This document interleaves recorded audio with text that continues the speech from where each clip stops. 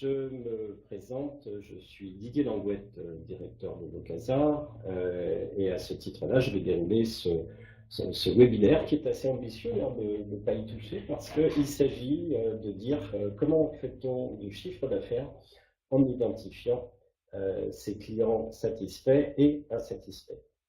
Donc, c'est parti pour 30 minutes d'interaction. J'essaierai, la plateforme le permet, de vous proposer une interaction de sorte que ça puisse être plus vivant. Donc, ça dépend de votre capacité aussi à le faire.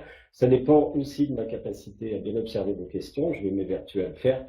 Je vous prie de m'excuser par avance si je ne le fais pas toujours en temps réel. Quand on est parti dans une explication, c'est parfois dur de s'arrêter dans le milieu. Mais n'hésitez surtout pas à le faire. Et puis à la fin de ce webinaire, eh bien, vous aurez de toute manière le temps de poser des questions. Ce sera un moment où je pourrai me consacrer plus facilement à répondre à vos questions. Donc, le sujet est posé, les conditions dans lesquelles nous le faisons également. Donc, la première chose, c'est de présenter qui nous sommes. Nous, notre métier, c'est de réaliser des études en fournissant une technologie qui vous permet d'être complètement autonome pour réaliser vos questionnaires. C'est surtout orienté études ponctuelles, et en cela, on fournit un logiciel. Alors, je vois qu'il commence à me faire des petites blagues. La deuxième chose, c'est que vous avez la possibilité d'acheter des études clés en main, où en gros, on va se concentrer sur le résultat, monter tout ce qui convient en termes d'opération, réaliser le questionnaire, vous proposer une analyse, de sorte que vous puissiez tout simplement avoir un résultat. Et puis enfin, on vend de l'écoute en continu, ce qui vous permettra là de répondre à ce que vous allez voir exposé en partie aujourd'hui. Alors, déjà, pour bien camper le sujet, je veux dire que là, il ne s'agit pas de traiter toute la valeur ajoutée d'une écoute en continu, mais essentiellement de traiter la partie qui s'intéresse aux clients dits satisfaits et insatisfaits, comme l'annonçait très clairement le titre de ce webinaire. Alors, je fais un rappel global pour expliquer qu'au final, aujourd'hui, il y a quelque chose qui est extrêmement fort et important, c'est que gérer la concurrence est devenu un enjeu stratégique. Effectivement, on est maintenant dans un environnement beaucoup plus concurrentiel et donc il faut avoir ce qu'il faut pour être plus agile, plus réactif et capter en permanence l'information qui remonte depuis vos clients. Là, on se concentre essentiellement sur la partie des clients satisfaits et insatisfaits. Je passerai quand même une petite minute à vous dire quelles sont les raisons de cet accroissement de la pression concurrentielle. Et c'est important de faire ce constat pour bien comprendre dans quelle dynamique finalement on inscrit la mise en place de tels dispositifs. Les raisons de l'accroissement de la pression concurrentielle, c'est d'abord et avant tout le fait qu'avec la mondialisation est arrivée, et la digitalisation, est arrivée une réactivité de nos concurrents qui nous observent beaucoup plus. C'est le cas, peut-être en neige dans la salle, auquel cas ils sont les bienvenus, ça fait partie des règles du jeu moderne. En tout cas, tout va beaucoup plus vite aujourd'hui, on a le moyen d'observer beaucoup plus facilement que précédemment ce qui se passe, et donc de fait, on se doit d'en tenir compte pour établir ces stratégies commerciales et marketing. Dans ce cas-là, cette pression concurrentielle exacerbée, et vous savez qu'en plus nous sommes en Europe, en France en particulier, et on dit que c'est là que s'exerce la plus haute densité concurrentielle, devant les États-Unis et devant d'autres coins du monde. Bien évidemment, secteur par secteur, il y a des réalités un peu plus subtiles que celles que j'énonce là, mais globalement, les gens du business semblent d'accord pour expliquer que c'est là réellement que se passe le plus de concurrence. On est un vieux continent, mais on a de jeunes dynamiques sur nos secteurs commerciaux respectifs et la pression concurrentielle est réellement un fait. Alors, permettez-moi de jouer un petit peu avec vous. Et en gros, cette pression concurrentielle, le but, c'est de dire sur des marchés matures, il faut savoir que 64% des clients ont changé de fournisseur. Alors là, je vous renvoie un peu la balle. Aviez-vous conscience que ce changement sur les marchés matures était aussi élevé dans les 12 derniers mois? Est-ce que vous aviez conscience de ça? À vous de me dire si c'est tel est le cas ou pas du tout. J'attends vos réactions. Voilà, donc j'ai un premier non, non encore. Bref, j'imagine que si chacun prenait le temps de répondre à cette question-là, en général, lorsqu'on pose la question, les noms continuent de s'afficher, j'imagine que vous le visualisez, c'est rarement le cas. Vous avez déjà vu sur ce slide qu'en plus de ça, c'est encore plus élevé lorsqu'il s'agit de marchés dits non matures, des marchés émergents.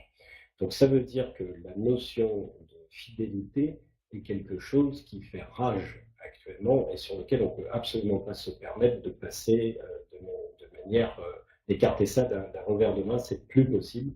Cette pression concurrentielle nous encourage réellement à s'occuper de la satisfaction de nos clients. D'autant qu'aujourd'hui, un client sur 7 se déclare fidèle aux marques. Ce chiffre, pris brutalement comme ça, finalement, ne peut pas dire grand-chose. Il faut être capable, et c'est un des rares avantages de l'âge, qui est le mien, ça donne quelques années de recul, et moi je me souviens que ce chiffre, je l'ai connu à 4, 5, voire 6 sur 7, où les gens se déclaraient fidèles à leurs fournisseurs.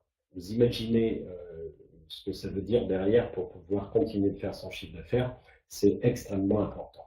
Ça serait, et 21% de ces gens-là disent être plutôt moins fidèles qu'avant. Donc on est dans une vraie tendance de fond qui s'explique facilement, l'Internet, la digitalisation, tous les systèmes économiques, et tous les paramètres sont réunis pour que finalement le client puisse passer assez facilement d'une offre à l'autre.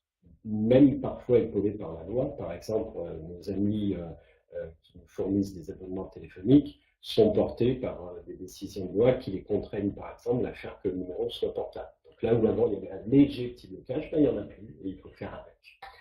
Autre et dernier point d'appréciation que je trouve extrêmement important, c'est que on pourrait considérer que quand vos clients sont insatisfaits et qu'ils vous informent que finalement ça arrive toujours parce qu'un process a beau être un processus, même quand il est très digitalisé, au final vous avez quand même des contacts humains et ces contacts humains, eh bien, ma foi, peuvent être perfectibles et en tout cas évoluer dans le temps.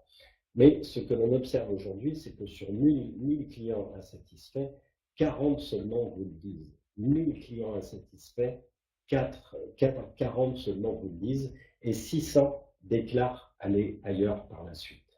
Donc vous imaginez, quand vous réunissez ces trois paramètres, la fidélité selon la maturité du marché, avouée ou non avouée, le fait d'avoir un client sur 7 qui se déclare maintenant fidèle, plus le fait que quand ils sont insatisfaits, ils ne vous le disent pas à vous, mais ils le disent à d'autres, et ça va être l'objet aussi de découvrir ça ensemble. Alors, ce que je vous propose, c'est de découvrir au final quelle est la valeur d'un client insatisfait. Oui, parce que c'est quand même la première question à se poser. Alors, dans l'exemple que je vous propose là, et ne considérez pas trop les valeurs, mais amusez-vous à le faire pour vous-même. Pourquoi on a pris cet exemple-là?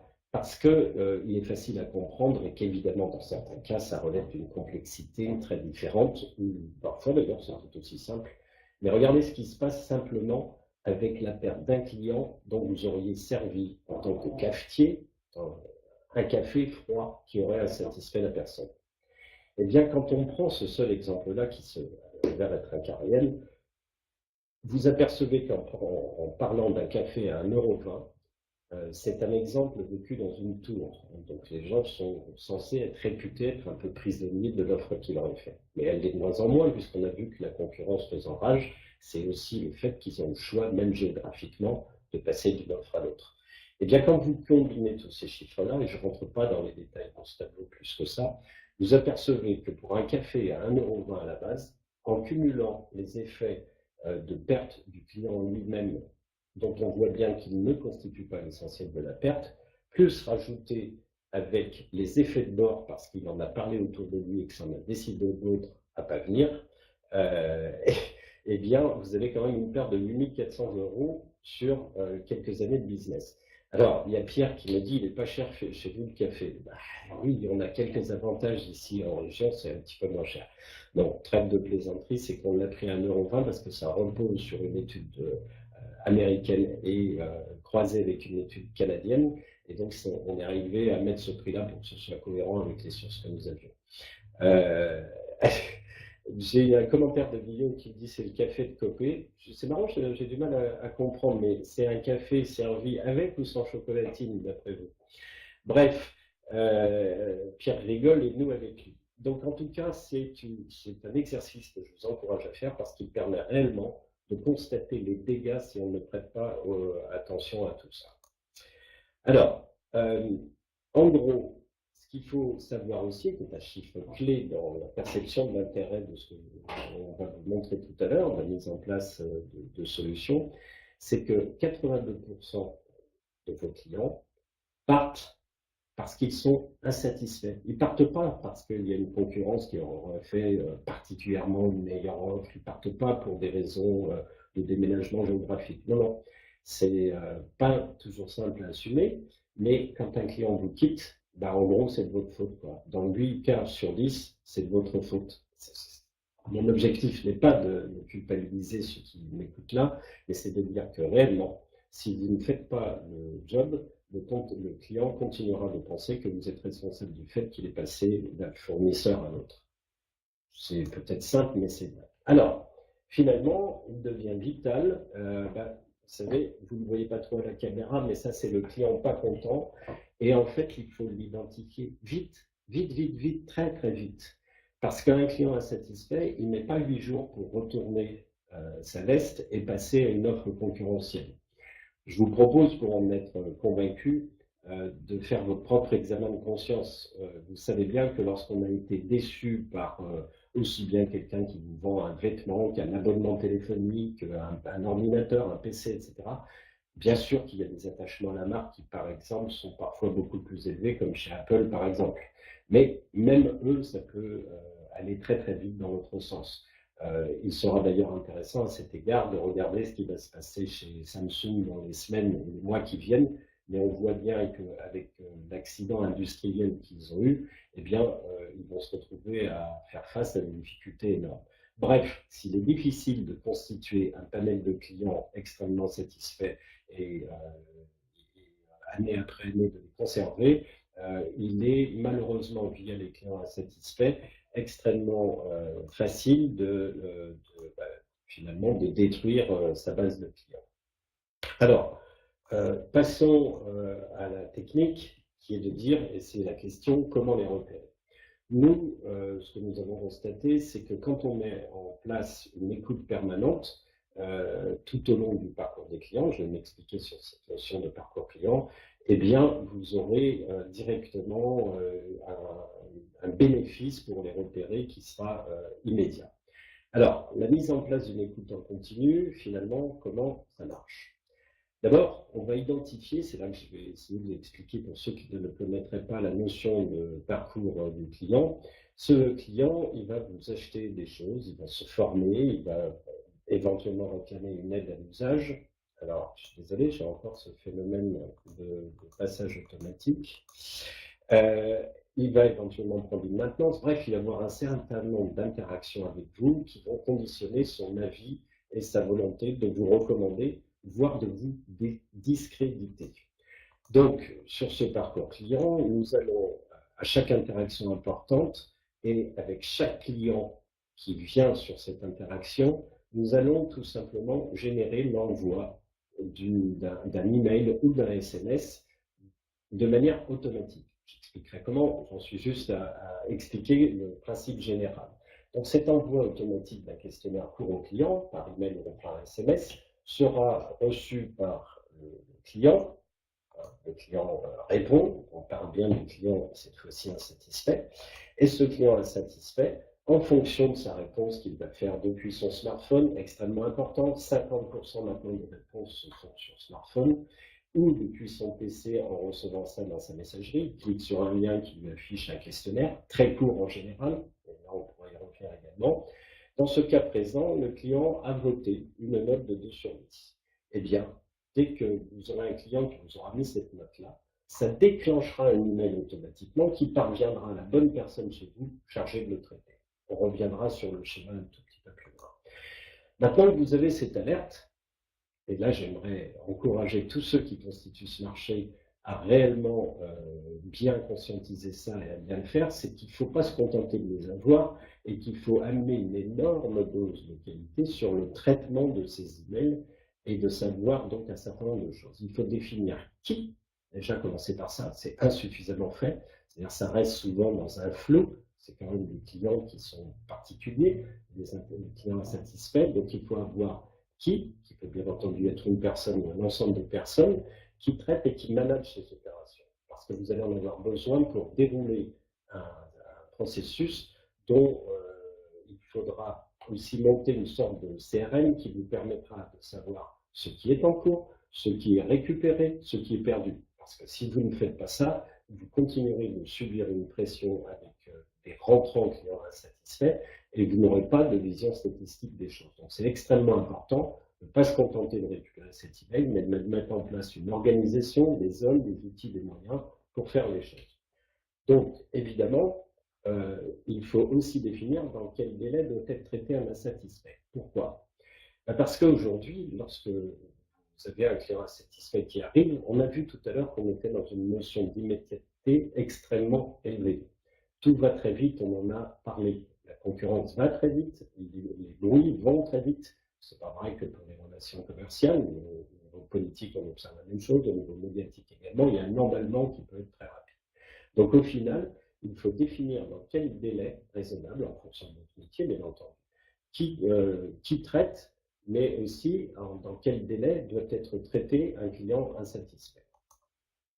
Il faut définir un plan de sauvetage. Et oui, on ne se contente pas de recevoir un client comme ça, il faut avoir des grands scénarios en tête de ce qui peut arriver par interaction et définir à chaque fois un plan de sauvetage qui doit bien entendu être communiqué, et ça doit être un process extrêmement rodé qui permet aux collaborateurs de réagir dans de bonnes conditions. Donc, pour qu'ils réagissent dans de bonnes conditions, ces collaborateurs, il vous faudra évidemment faire en sorte que le temps qu'il y consacre soit dûment identifié, pour pas que ce soit une verrue sur son activité, qu'il ait ce qu'il faut pour faire d'éventuelles remises ou des cadeaux, bref, tout ce qui pourra aider à récupérer le client insatisfait.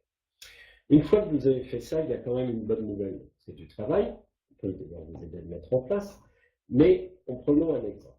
Monsieur Dupont de chez HTCO a eu un livreur en retard. Ce livreur a perçu que l'installateur était tout simplement peu pédagogue et peu compétent d'une manière générale. Imaginez, et vous savez que ça peut être le cas parce qu'on ne peut pas tout maîtriser. Eh bien, dès le passage de ce livreur, il y a le passage, dès son passage, dans les 2 heures, 4 heures, 6 heures, 8 heures, 10 heures, voire 2 jours plus tard, tout dépend encore de votre activité, mais ce sont des choses qui sont paramétrables, eh bien, vous enverrez un email qui permettra automatiquement d'adresser ce client. Ce client répond, comme on l'a vu, il était satisfait et il vous colle une note extrêmement mauvaise. Hein, ce mail est arrivé automatiquement dans sa boîte aux lettres. Eh bien, le déclenchement se fait et ce mail part directement sur la boîte du conseiller compétent, n'importe lequel en fonction de sa réponse. Là aussi, on peut faire des choses de sorte que, dans un certain nombre de cas, eh bien, vous puissiez récupérer, conserver dans un premier temps votre client est déjà très bien, éventuellement le récupérer pour le transformer en client fidèle. Et ça s'appuie sur une réalité constatée aussi statistiquement. Alors, on a le contenu de mail d'alerte, et que, en gros, je suis désolé pour ça, dans ce contenu du mail d'alerte, vous allez avoir bien entendu le nom de votre client, ses coordonnées, de sorte que le conseiller puisse le rappeler le plus vite possible, mais également avoir le détail de la procédure, de sorte que votre collaborateur puisse cliquer sur le lien, obtenir à l'écran ce qu'il doit faire et avoir tous les outils nécessaires pour repérer la qualité du traitement qu'il fait, mais aussi proposer des solutions à ce client insatisfait en fonction du sujet, par exemple la satisfaction. Et sachez, mais je reparle tout à l'heure, que dans la majorité des cas, le fait de s'adresser à un client suffit à régler son problème, bien entendu, mais surtout suffit à transformer ce client insatisfait soit en client, on parle dans ce cas-là de client neutralisé, pour neutre, soit de client satisfait qui deviendra un sponsor de votre marque. Donc ça vaut vraiment le coup que de s'en préoccuper. Alors le résultat, c'est que M. Dupont, et c'est là que je vous en reparler, c'est que dans 82 à 95% de vos clients dont vous réglerez le problème, restera un client fidèle. Et un client fidèle, même en cas d'insatisfaction, ne se comporte plus tout à fait de la même façon. D'abord, il vous parle. S'il a été satisfait à un moment donné, il ne l'oublie pas aussi vite que ça. Il l'oublie trop vite à d'autres goûts, mais pas aussi vite que si vous n'avez pas créé cette interaction avec lui. Donc là, vous allez tout simplement pouvoir améliorer, stabiliser la base de vos clients. Je rappelle que conserver un client coûte de 5 à 10 fois moins cher. Alors, il y a un autre calcul que je vous propose, et celui-là, en général, on le sait. Selon les métiers, on parle de perte de clients, de churn. Bref, on parle du pourcentage de clients qui, chaque année, vont voir ailleurs. Bien évidemment, on essaie tous de tendre vers zéro, mais c'est plus facile à dire qu'à faire, c'est sans conteste. Ce que je sais, c'est que je vous encourage à prendre le pourcentage de clients que vous perdez et à le multiplier par la valeur d'acquisition ou à bien calculer le chiffre d'affaires. Vous verrez, c'est édifiant et vous avez là au moins une réponse à la mise en place. C'est qu'en général, il vous suffit d'en récupérer que quelques-uns pour financer la totalité de la mise en place d'une écoute de ce type-là. Donc, on n'est pas sur une problématique financière, elle s'autofinance, ça c'est sûr. 5% de clients perdus par an, c'est acceptable tout en étant beaucoup. 2 ou 3%, ce qui est le cas sur un certain nombre d'activités, ça paraît peu, mais en définitive, les études faites sur le sujet montrent que si un client n'y prend pas garde, un fournisseur n'y prend pas garde, en quelques années, en 4 à 5 ans, il peut perdre jusqu'à 30 et 40% de son chiffre d'affaires. Donc ça a des effets de masse qui sont colossaux. Eh bien, évidemment, la conclusion, c'est que, comme l'annonçait ce webinaire, eh bien, c'est que c'est comme ça que vous pouvez préserver et continuer de développer votre chiffre d'affaires, puisque vous neutralisez ou vous reconvertissez votre client. Je vais aller un peu plus vite sur le client satisfait, parce que la mécanique est quasiment la même. Mais avant, je vais vous dire que les clients heureux ont une autre valeur. On a vu que le client insatisfait, ce qui faisait sa valeur, c'est sa capacité à retirer de votre chiffre d'affaires le montant qu'il vous donnait en commande, mais aussi avec les effets qui fait qu'un client insatisfait en parle à un certain nombre d'autres et détruit encore plus de chiffre d'affaires potentiel. On l'a imaginé avec ce fameux cafetier qui avait insatisfait à partir d'un seul café, avait perdu 8 400 € de chiffre d'affaires. Bien. La valeur d'un client satisfait, lui, prend le contre-pied inverse, et souvent c'est une dimension qu'on a plus de difficulté à faire passer, mais allez savoir, c'est peut-être la rançon de notre culture, alors qu'il a une valeur folle. Pourquoi il a une valeur folle? Parce que si un client insatisfait aujourd'hui sait faire du buzz pour manifester son mécontentement, un client satisfait sait aussi éventuellement témoigner, faire part de son contentement et attirer de nouveaux clients dans votre escarcelle. Parce qu'il y a une chose qui est certaine aujourd'hui, et il y a une conviction derrière qui est à la fois personnelle et documentée, pas seulement par moi évidemment, ou par nous, c'est qu'un client qui cherche des informations pour choisir sa solution ou pour prendre tel ou tel produit, va regarder les témoignages. C'est devenu une réaction standard que d'aller sur Internet, visualiser une vidéo, visualiser un témoignage pour prendre sa décision finale. Donc, le fait de repérer très vite ces clients insatisfaits, ça vous donne l'opportunité, comme je vous le propose dans les slides qui suivent, comme ils sont de plus en plus écoutés par vos clients et prospects, eh bien, ça vous donne une caisse de résonance avec Internet extrêmement puissante, et de fait, c'est pas très cher de générer ces supports-là, et ça va vous permettre réellement de communiquer très efficacement. La règle de base, c'est un client qui regarde ce genre de témoignage est vraiment à la limite d'acheter. Donc ça l'aide à prendre sa décision finale.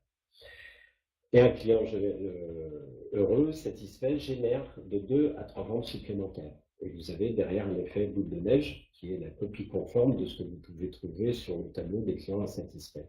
Donc si un client satisfait de son café parle, vous risquez de récupérer 2 ou 3 000 € de chiffre d'affaires. Donc enfin vous risquez. Vous allez récupérer votre uniquement. Donc c'est extrêmement intéressant. Alors, autre événement important, une fois que vous les avez transformés en ambassadeurs ou sponsors de votre entreprise, ces clients heureux, la question c'est comment on les met en place. Alors là, j'irai encore un petit peu plus vite parce que c'est la même mécanique, on utilise le même parcours client que tout à l'heure, on lui envoie un email, un SMS, pardon, Et on déclenche, contrairement aux 2 sur 10 tout à l'heure pour repérer le client insatisfait, on déclenche la mise en contact ou l'envoi d'un email vers l'un des collaborateurs du fournisseur. On déclenche l'envoi d'un email qui va bien entendu répondre à des règles légèrement différentes, mais il faut là encore définir qui traite les emails de ce type-là et qui manage les opérations qui vont avec. On vous recommande de privilégier un contact direct le plus rapide possible, c'est-à-dire que ça repose sur l'idée il faut battre le fer quand il est chaud. Quand un client vous avoue avoir été très satisfait, c'est suffisamment rare pour que vous puissiez consacrer une réactivité maximum et l'appeler immédiatement. Donc ce qu'on vous recommande, c'est réellement de prendre votre téléphone encore avant l'email ou de faire un email pour lui demander s'il serait d'accord pour être appelé. En tout cas, c'est de traiter très très vite tout ça. Sinon, il passe à autre chose et après, vous aurez du mal à le ramener vers vous. Bien entendu, il faut définir des quotas et des budgets. Ça, c'est une précaution à prendre parce que dans une entreprise telle que la nôtre, on peut se retrouver à générer des demandes qui nous arrivent via ce processus de plusieurs vidéos la même semaine, le même mois, et ça peut venir gréver, bien évidemment, d'une manière désavantageuse vos budgets de fonctionnement. Donc faites attention de bien définir des quotas et des budgets pour que ça se passe bien. Et puis ensuite, ça ne sert à rien d'aligner 10 témoignages sur un produit, sur certains produits. Pour d'autres, si vous avez moins de 100 avis, par exemple pour les applications téléchargées en ligne, les gens ne regardent pas vraiment et on sait que ça ne les influence pas réellement. Donc il faut beaucoup de commentaires. Mais là, on est dans des logiques de produits au panier moyen plus élevé. Là aussi, il faut aussi prévoir un outil qui vous permet de statuer sur qui a accepté, qui n'a pas accepté, et ça vous aidera tout simplement à redéfinir la récompense, entre guillemets, que vous pourriez proposer à ces clients très satisfaits. Donc là, on attribue des moyens, des temps, des budgets, des cadeaux, exactement la même mécanique. Donc en résultat, et on arrive à la fin du webinaire, via la mise en place d'une enquête en ligne, eh bien, vous pouvez amplifier et moderniser cette image via les réseaux sociaux en publiant ces témoignages. Donc on a vu que les clients étaient très favorables à ça, et donc le principe, c'est que les ventes augmenteront. Donc en définitive, maintenant, si tel n'était pas le cas, vous avez conscience de la valeur des clients satisfaits, j'insiste sur ce satisfait, et insatisfaits. Donc, le principe de mettre une écoute en continu en place, c'est que vous allez pouvoir conserver vos clients, à l'autre bout du spectre de ce slide, conquérir de nouveaux clients. Ça, c'est important, puisqu'on a vu que conserver ses clients, ça coûtait moins cher et c'était plutôt plus facile, alors qu'on a vu que conquérir de nouveaux clients, on avait maintenant ce qu'il fallait pour le faire. Et donc, de fait, vous avez cette valeur. Et enfin, en définitive, ça permet de réagir beaucoup plus vite à cette concurrence dont on parlait en préambule. Donc en résumé, une enquête en continu, vous voyez qu'il y a 4 types de valeurs. Des tableaux de bord pour piloter la performance de vos équipes, de vos processus, de vos collaborateurs. Vous pouvez avoir des tableaux de récap par email qui sont des choses que l'on communique via la mise en place d'écoute en continu qui permet réellement d'informer les gens là où ils sont et sans avoir besoin de se connecter, bien sûr en les informant dans leur boîte aux lettres. Tout à fait en bas, vous avez aussi la possibilité d'enregistrer avec ces réponses le fait d'alimenter votre CRM et d'avoir un marketing des fiches clients qui vous permettent réellement, lorsque vous avez votre client, eh bien, de faire des offres tout à fait circonstanciées à ces réponses. On ne fait pas les mêmes offres à un client qui s'est déclaré insatisfait de sa livraison qu'à un client très satisfait. Mais là, nous étions uniquement sur la partie des emails automatiques qui sont là pour repérer les clients satisfaits et insatisfaits. Alors, j'arrive sur la partie donc comment transformer, donc en mettant en place ce système d'écoute en continu et en les traitant efficacement, ça tient en très peu de phrases. Avoir ce genre de système vous permet de faire ça.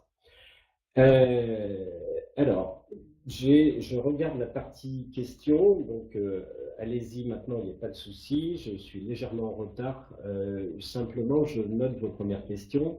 Quel nombre et type de questions peut-on poser dans le questionnaire automatique? Alors, il y a des recommandations et ensuite, il y a des possibilités qui varient en fonction du métier qui est le vôtre. Mais pour cette mise en place, on recommande de mettre un nombre de questions le plus limité possible. Une nouvelle fois, si vous interrogez quelqu'un sur sa satisfaction à la sortie du restaurant, il est fort probable que vous puissiez l'interroger sur une ou deux questions. Si le client vient d'acheter une voiture, vous pouvez peut-être montrer à 4 ou 5. Ce que j'essaie de dire, c'est qu'en fonction de l'importance de l'achat, vous pouvez avoir un nombre de questions un peu plus important, mais on considère en moyenne que sur ce système d'écoute en continu, 5 questions est le maximum que l'on puisse faire. On a des exceptions à beaucoup plus que ça, mais c'est rare et ce n'est pas forcément notre recommandation. Encore une fois, ça dépend essentiellement de votre métier. J'espère que ça répond à votre question, Amandine. Bien entendu que là, ce n'était pas l'objet du jour, mais je vois Céline qui me demande si on utilise le NPS pour définir la satisfaction et l'insatisfaction. Oui, ça peut être le cas, mais ce n'est pas une obligation. Ça dépend là encore des cas de figure, mais le Net Promoter Score s'inscrit dans une logique qui peut être différente et un NPS vise essentiellement à remonter une information statistique auprès de managers pour qu'ils vérifient ce qui se passe globalement. Donc attention, il y a d'un côté une réalité opérationnelle où on donne une information via la mise en place d'une écoute client et les alertes automatiques, un outil pour traiter le client, un KPI, un indicateur comme le NPS, le CSAT et d'autres, qui arrivent dans un tableau de bord pour dire qu'en moyenne les gens ont tel niveau de satisfaction sur tel sujet, reste un outil managérial, soit pour manager ces processus, soit pour manager ses troupes ou ses individus. Ça peut bien entendu servir à changer des déclenchements, mais ce n'est pas la seule manière.